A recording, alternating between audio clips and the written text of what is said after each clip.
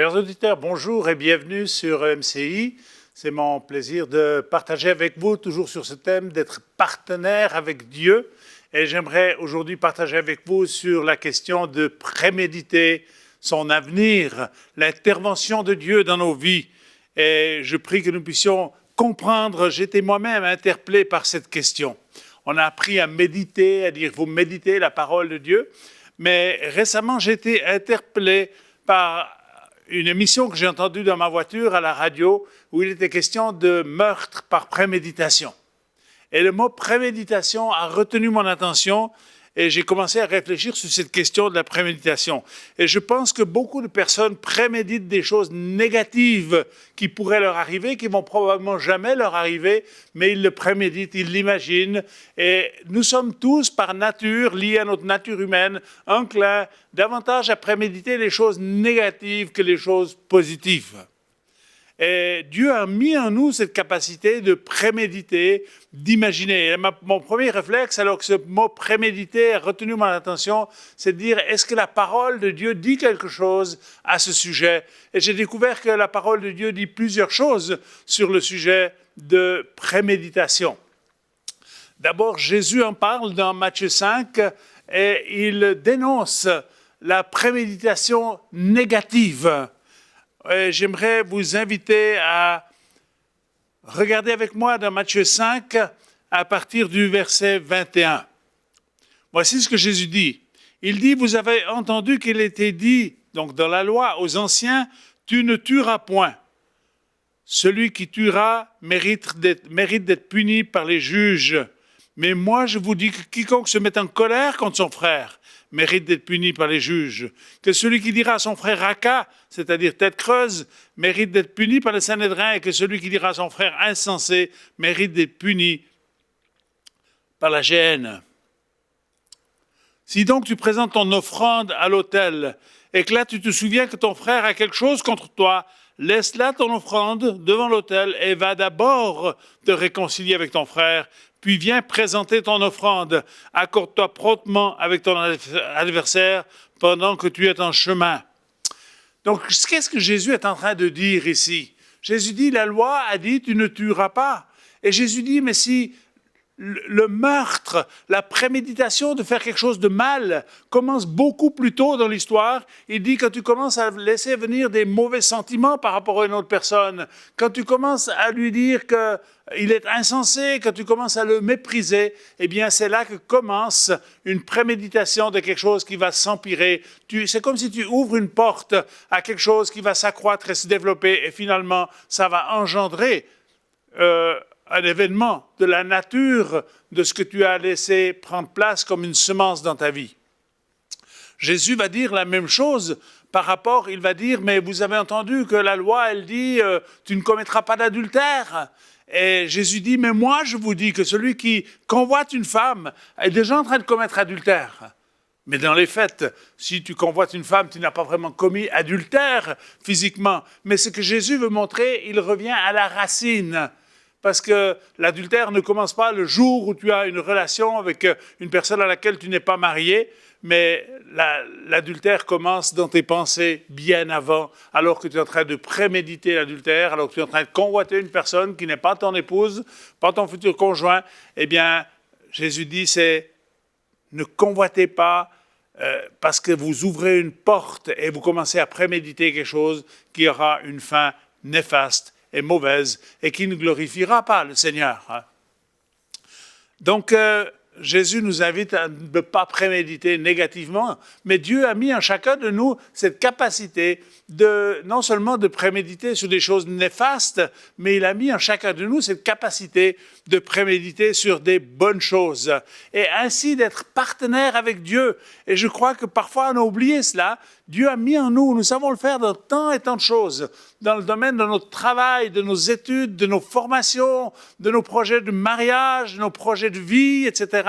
Nous préméditons, nous imaginons l'histoire, nous mettons de la force et de l'énergie dans ce que nous voulons faire. Et j'aimerais vous encourager à apprendre à devenir partenaire avec Dieu en utilisant la préméditation. Est-ce que vous avez déjà vu quelqu'un tout à coup, par hasard, commencer à construire une maison? Non. la maison, avant qu'il construise la maison, il va préméditer, il va la dessiner avec un architecte, il va déplacer telle chose, déplacer telle autre chose, parce qu'il prémédite, parce la maison n'existe pas encore, mais elle existe dans son imagination. Et puis ensuite, elle va exister sur un plan et il est en train de préméditer. Et nous faisons ça dans tant et tant de choses d'une façon naturelle. Et j'ai le sentiment que dans les choses spirituelles, on a oublié d'apprendre à préméditer. Préméditer peut-être sa guérison, préméditer sa délivrance, préméditer sa destinée, préméditer le projet, l'intention de Dieu pour ta vie, commence à l'imaginer, commence à donner forme, commence à imaginer comment Dieu va faire les choses. Peut-être qu'il ne va pas les faire exactement comme toi tu vas les faire, tu prévois de les faire, mais tu vas devenir partenaire avec Dieu en utilisant ce domaine de la préméditation. J'ai trouvé intéressant un texte qui se trouve dans Proverbe 16 au verset 9. Voici ce que Salomon dit. Les êtres humains tracent leur chemin. C'est le Seigneur qui assure la marche. Les êtres humains tracent leur chemin. Et si tu veux tracer ton chemin, si tu veux tracer là où tu vas marcher dans ta vie, alors tu es obligé de commencer à préméditer. Moi, j'ai fait ça d'une façon, personne ne m'a enseigné là-dessus, mais parce que c'est quelque chose qui est inné en nous. Mais j'ai commencé très jeune. J'étais un garçon, j'étais orphelin de ma mère très jeune, à l'âge de 14 ans. Et puis, j'ai continué ma vie avec un papa qui restait un peu endeuillé. Et puis, j'ai commencé à imaginer ma vie. J'ai commencé à la dessiner dans ma tête. Et j'imaginais tant et tant de choses qui me semblaient inaccessibles, mais je les ai réfléchies, je les ai imaginées, je les voyais dans mon imagination. Et je peux dire aujourd'hui, alors que je suis à la retraite depuis peu, je peux dire que tout ce que j'ai imaginé, tout ce que j'ai prémédité, Dieu m'a permis de le vivre.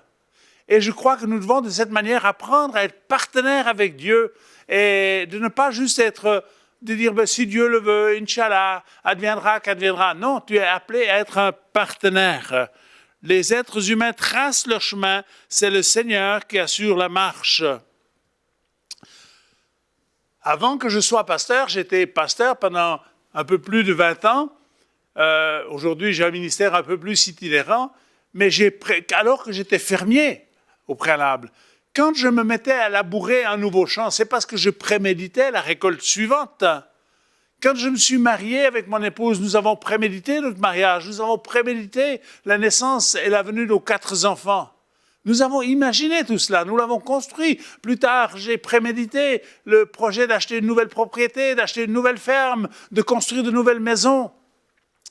Dieu nous veut partenaires. Dieu ne cherche pas des gens qui sont juste à dire on va voir ce que Dieu va faire. Non, Dieu aimerait que tu coopères avec lui et tu es appelé à tracer ton chemin. Dieu va assurer ta marche. Mais si tu n'as pas tracé ton chemin, comment Dieu va assurer ta marche? Tu marches à tâtons en espérant que Dieu est avec toi, mais imagine ce que tu veux faire. Définis la direction dans laquelle tu vas aller. Si tu ne sais pas, vous savez, il y a un philosophe Guillaume d'Orange, il a dit la chose suivante. Il n'y a pas de vent favorable pour celui qui ne sait pas où il veut aller. Il est bon dans nos vies de définir une ligne centrale. Nous ne connaissons pas tout. Nous ne connaissons pas tout ce qui va arriver, comme exactement la manière dont les choses vont se passer. Mais si nous avons tracé notre chemin, Dieu va donner de la force pour que notre marche soit assurée. Dieu ne fait pas tout. Dieu nous veut partenaires. Il nous veut partenaires en tout, même pour notre salut. Dieu ne nous sauve pas juste comme ça, parce que lui, il a décidé. Il veut notre partenariat. Nous ne sommes pas sauvés aussi longtemps que nous ne rentrons pas dans un partenariat avec Dieu. Et il commence où le partenariat? C'est de dire, oui, je crois ce que tu dis dans ta parole. Je reconnais que j'ai besoin de me repentir, parce que je suis un être humain, puis j'ai manqué en pensée, en parole et en action. Et puis, lorsque tu commences à obéir à Dieu, que tu commences à mettre ta foi en lui, que tu reconnais le Christ comme ton sauveur et ton Seigneur, c'est de cette manière-là que tu vas devenir un enfant de Dieu. C'est pas juste parce que tu as des préceptes religieux, ou parce que tu dis je suis catholique, ou je suis protestant, ou je suis évangélique, ou je suis orthodoxe, ou quelque autre religion. Tu deviens un enfant de Dieu par adoption, parce que tu as accueilli ce que le Christ a accompli pour toi sur la croix à Golgotha. Et ça, c'est un partenariat. Donc Dieu recherche avec chacun d'entre nous un partenariat. Quand Dieu a permis au peuple d'Israël d'envoyer 12 espions en Canaan, parce que Dieu voulait leur donner ce pays, c'est un pays qui leur était destiné, eh bien les 12 espions sont allés en Canaan Et sur les 12 espions, il y en a 10 qui reviennent avec une préméditation négative. Et ils n'ont pas vu les opportunités que Dieu allait leur donner, ils ont juste vu les obstacles, ils ont juste vu les problèmes, ils ont juste vu les impossibilités, alors que Dieu avait dit « je vous conduirai dans ce pays ». Et sur les 12, seulement 2 sont revenus avec une préméditation positive en disant « oui, on a vu, oui, c'est vrai qu'il y a des obstacles ». Il ne s'agit pas de vivre dans le déni des réalités.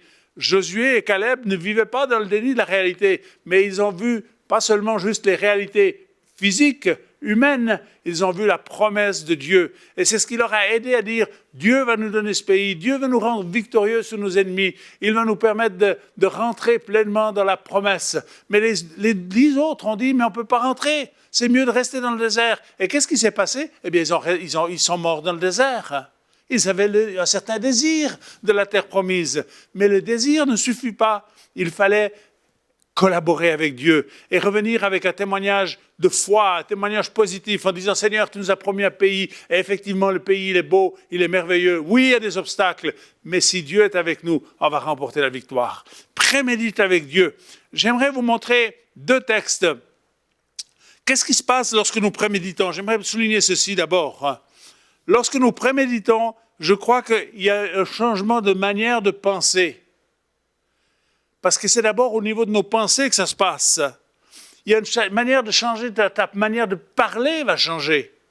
Tu ne peux pas seulement, tout ne se passe pas à l'intérieur. Ce que tu vas commencer à dire, quand tu dis « je suis pas capable »,« je suis nul », tu es en train de préméditer quelque chose de négatif. Commence à déclarer les promesses de Dieu sur ta vie. Commence à dire que Dieu est avec toi, que tu as obtenu la faveur de Dieu, que la grâce de Dieu va être avec toi, et que ce n'est pas juste un tout petit peu de grâce, puis après il n'y en a plus. Mais la parole de Dieu nous parle d'une abondance de la grâce. Et j'aimerais t'encourager ainsi à changer ta manière de penser, changer ta manière de parler. Ton comportement va changer et tu vas commencer à t'orienter dans la bonne direction. Avez-vous déjà eu l'occasion de parler avec quelqu'un qui a le projet de construire une maison et qui est tout excité à l'idée de dire « je vais enfin pouvoir construire ma maison ». Vous n'êtes peut-être absolument pas intéressé à son projet, mais il va vous en parler. Il va vous expliquer ce qu'il va faire. Il va vous expliquer les choses différentes qu'il va faire. Et il est en train de vous montrer que sa maison sera la plus belle de tout le quartier. Pourquoi? Parce qu'il est en train de préméditer sa maison. Donc j'aimerais vous montrer 2 textes dans la parole de Dieu qui nous parlent de personnes qui ont prémédité l'intervention de Dieu. En premier lieu, j'aimerais vous parler du fils prodigue.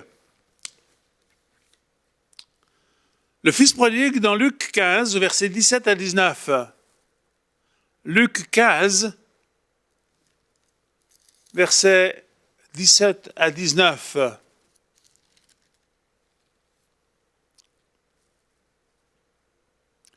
Étant entré en lui-même, il dit,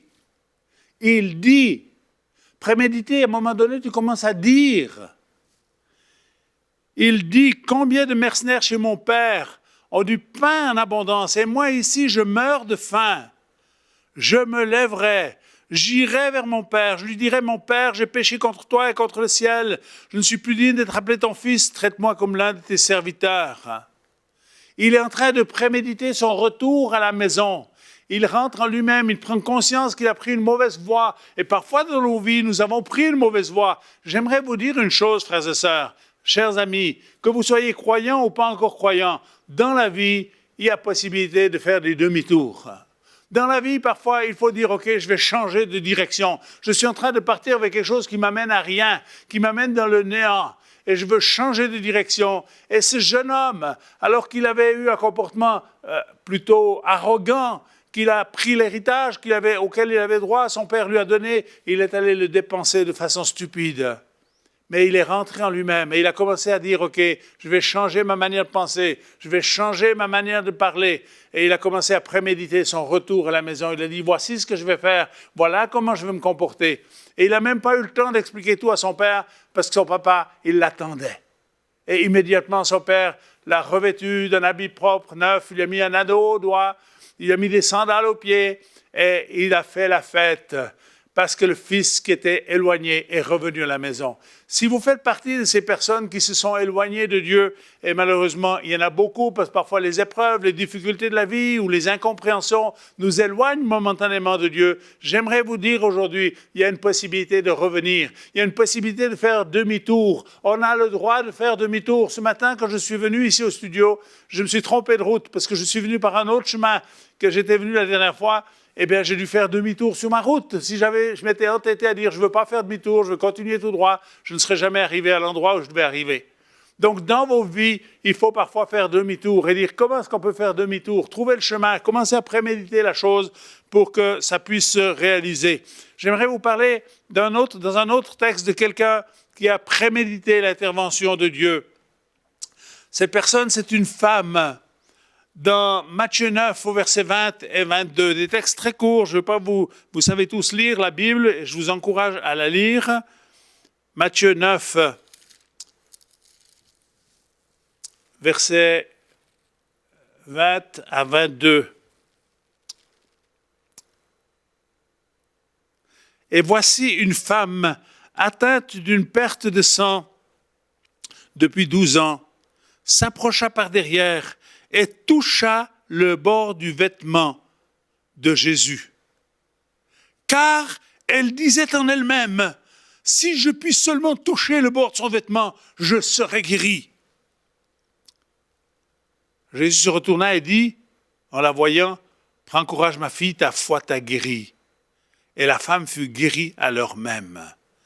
Elle se disait en elle-même, elle avait une perte de sang et selon la loi juive, elle n'avait pas le droit de sortir et de se mêler à la foule. Mais elle a commencé à se dire en elle-même, elle a certainement commencé à parler à ses amis. Elle a dit, le jour va venir quand Jésus sera à un endroit où je peux l'atteindre. Je sortirai, je vais braver les interdictions et j'irai toucher le vêtement de Jésus. Et au moment où je toucherai le vêtement de Jésus, je serai guéri. Elle a prémédité ça. Combien de fois pensez-vous que cette femme a dit « Lorsque je toucherai son vêtement, je serai guéri ». Et qu'est-ce qui s'est passé? Eh bien, ce qu'elle avait prémédité s'est réalisé. Parce que le jour est venu où Jésus était dans la foule, la femme est sortie, elle a traversé la foule, et elle a touché le bord du vêtement de Jésus, et instantanément, elle est guérie. Pourquoi? Parce qu'elle avait prémédité, parce qu'elle avait activé sa foi. Le fait de préméditer est directement lié à la foi.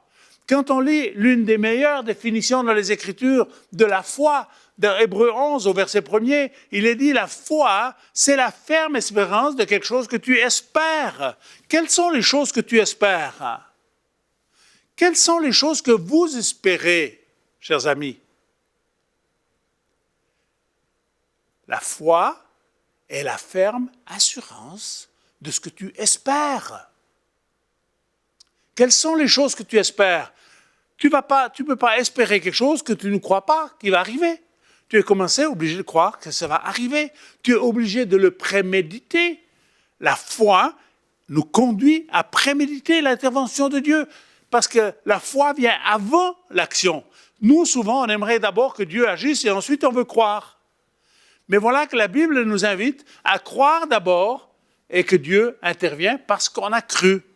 Donc, il y a un processus qui, naturellement, on se dit, mais on aimerait que Dieu fasse les choses, on lui demande et puis il les fait, mais on demande et ensuite on croit et ensuite Dieu exécute. Et cette période, entre le moment où on demande et entre le moment où Dieu va répondre et nous permettre de voir l'accomplissement de ce que nous lui avons demandé, il est important que nous utilisions notre imagination, non pas pour imaginer le pire. Vous savez, pour imaginer les choses les pires, il n'y a rien besoin de faire. Nous avons une nature humaine qui est encline plutôt vers le mal. Quand quelqu'un est malade, tu n'as pas besoin de rien faire pour préméditer le pire. Les mauvaises pensées, les pensées que tu vas mourir prématurément, que tu ne vas pas survivre à cette maladie, le diable s'en charge. Il viendra contre toi pour te dire, cette fois tu vas mourir, tu vas voir ton Dieu ne va pas te secourir. Ne l'écoute pas. Crois ce que la parole de Dieu dit et continue de le croire. Et j'aimerais vous encourager à apprendre à préméditer les promesses de Dieu, à préméditer votre destinée. Il y a trop de personnes qui ne sont pas rentrées dans leur destinée. Ils vivotent, mais ils ne vivent pas réellement cette vie en abondance. Jésus a dit, moi je suis venu pour que vous ayez la vie et la vie en abondance. Et je vois beaucoup de gens autour de moi, chrétiens et non chrétiens, ils vivotent, ils survivent, mais il n'y a pas de vie abondante. Pourquoi? Parce qu'ils ne savent pas où ils vont, ils ne savent pas ce qu'ils veulent, ils n'ont pas réussi à se décider pour Christ parce qu'on a peur de la moquerie de Pierre, Jacques ou Jean. Alors on reste comme ça dans le statu quo, on reste dans la norme centrale. Mais si tu veux plaire à ton Dieu, commence à mettre une priorité, à dire « Seigneur, je veux te plaire, je veux marcher dans ma destinée et je commence à préméditer ma destinée pour que je puisse être un partenaire avec Dieu. Dieu te veut partenaire. Commence à préméditer ta guérison. Tu n'as rien besoin de faire pour préméditer ta mort prématurée, pour préméditer que ta maladie va s'empirer. Ça vient tout seul, lié à notre nature humaine, lié à notre nature charnelle. Les choses négatives viennent nous envahir. Et parfois, au lieu de nous opposer à ces choses négatives, nous les accueillons, nous les laissons venir à l'intérieur de nous. Et finalement, elles nous cassent, elles nous détruisent la foi, alors que nous pourrions prendre la position opposée et dire non, je refuse ce sentiment-là. Maintenant, je veux croire ce que la parole de Dieu dit. Et si tu veux croire ce que la parole de Dieu dit, eh bien, il faut que tu l'aies emmagasiné, la parole de Dieu. Si tu n'as jamais lu la Bible, comment tu peux savoir quelles sont les promesses de Dieu? Pourquoi il faut lire la Bible? Nous ne lisons pas la Bible pour des motifs religieux.